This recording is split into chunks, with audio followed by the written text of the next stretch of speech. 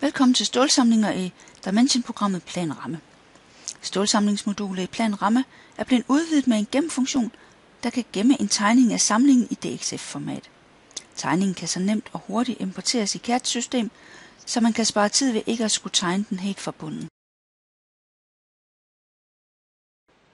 Det vi havde før var, at inde i Plan-Ramme kunne vi oprette en samling under knudedata.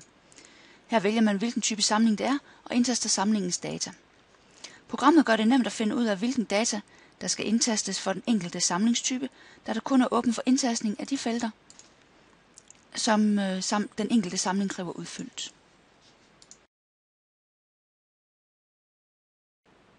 Når der er lavet en beregning af konstruktionen, kan man se resultaterne for de enkelte samlinger, og det er herunder, at man nu kan gemme en DXF-fil med tegningen af samlingen.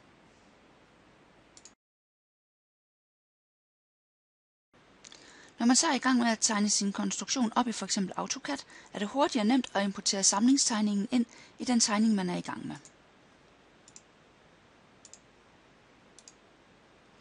Samlingstegningen er gemt i målestoksforholdet 1:1, så det er nemt at skalere den til at passe til resten af tegningen, man er i gang med. I kan se her farverne, der er brugt. Det er ikke sikkert, at de nødvendigvis passer til de farver, som man bruger i den eksisterende tegning, men det er muligt at redigere farverne i konfigurationsprogrammet. Konfigurationsprogrammet findes i menuprogrammet til Dimension-programmerne. Under programopsætningen er der et punkt til opsætning af farverne for samlingstegningerne, og her er der mulighed for selv at bestemme, hvilken farver der skal benyttes til de forskellige dele af tegningen.